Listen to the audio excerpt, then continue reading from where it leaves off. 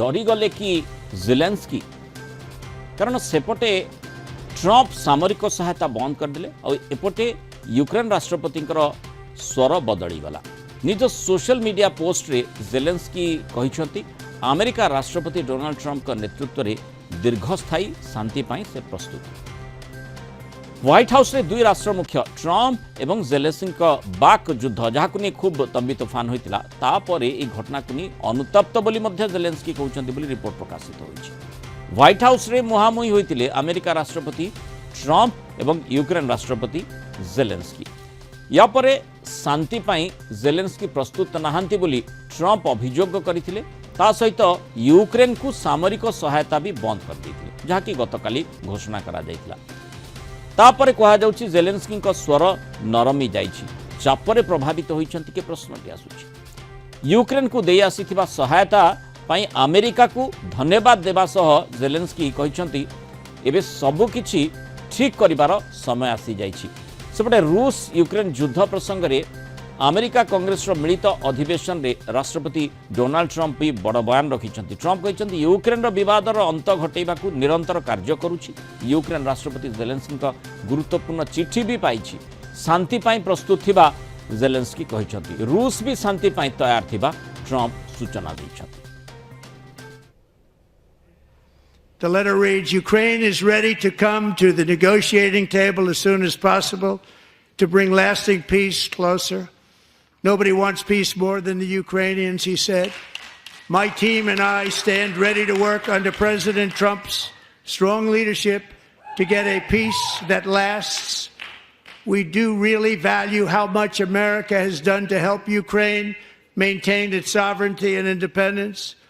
Regarding the agreement on minerals and security, Ukraine is ready to sign it at any time that is convenient for you. I appreciate that he sent this letter, just got it a little while ago. Simultaneously, we've had serious discussions with Russia and have received strong signals that they are ready for peace. Wouldn't that be beautiful? Wouldn't that be beautiful?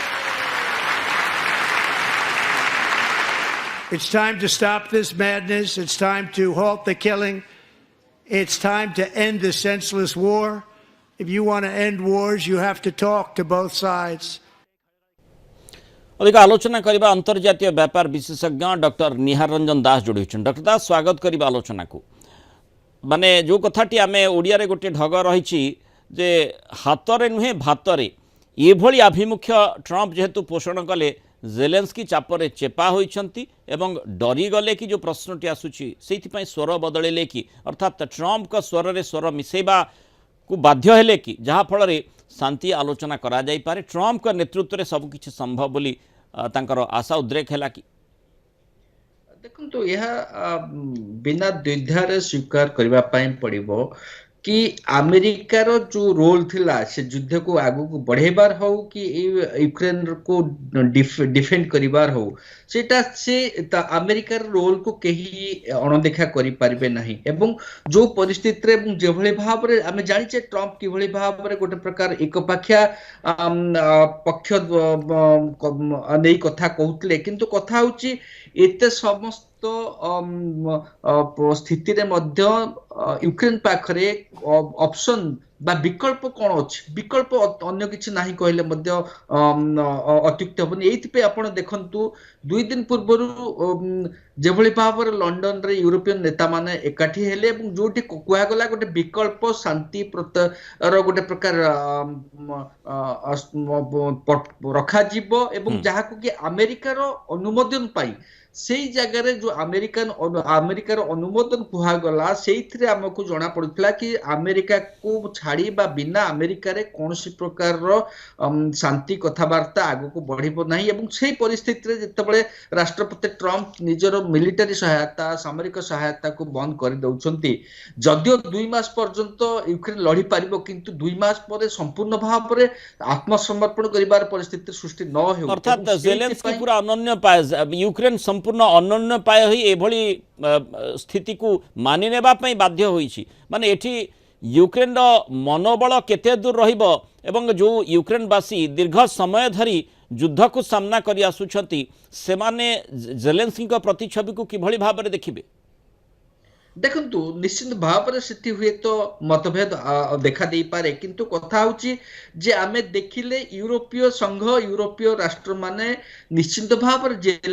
ରାଷ୍ଟ୍ରପତି ଜେଲେନ୍ସ୍କିଙ୍କୁ ପ୍ରବର୍ତ୍ତାଇଥିବେ, ନିଶ୍ଚିତ ଭାବରେ ତାଙ୍କୁ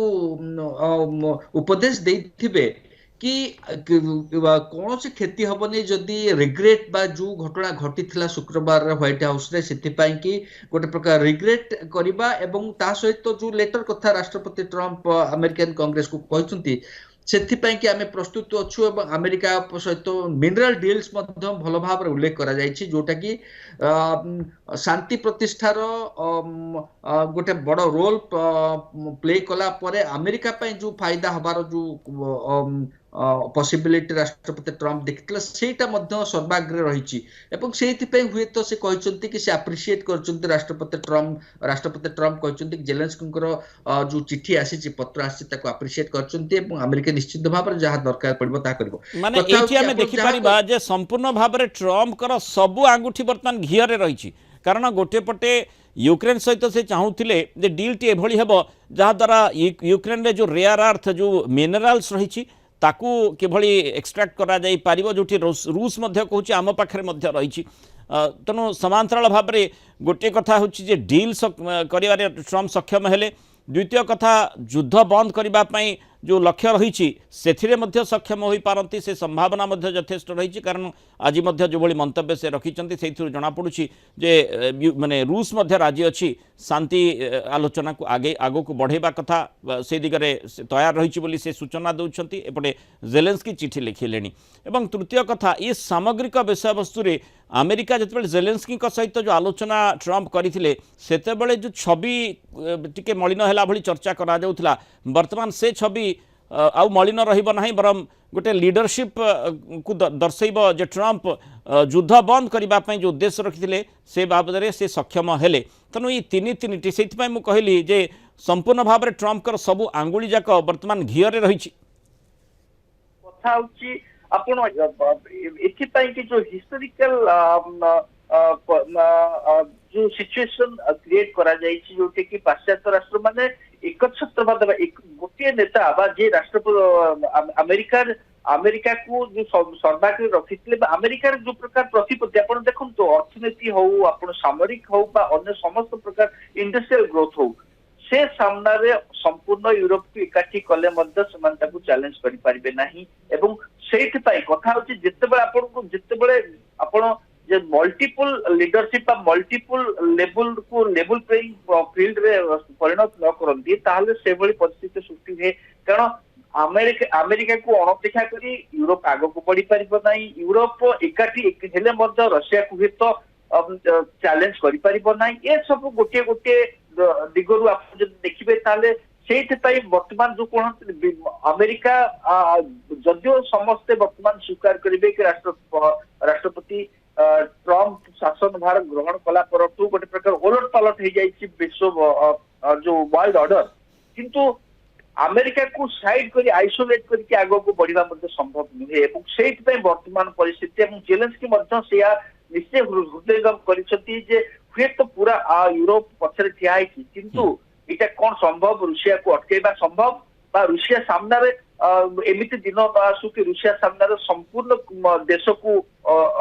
बड़ी दबा पे पड़ी न पारे एवं जोठी आमे देखिचे जे जेतेबेले ब्रिटेन समर्थन देबो बोली घोषणा करि सारिछि एवं ब्रिटेन जेलेन्स्की को सहित यूक्रेन सहित रहिछि ए प्रकार प्रतिश्रुति जेतेबेले दे सारिछि सेठी अमेरिकार उपराष्ट्रपति जेडी वैंस मध्य समालोचना करछंती जहा को नै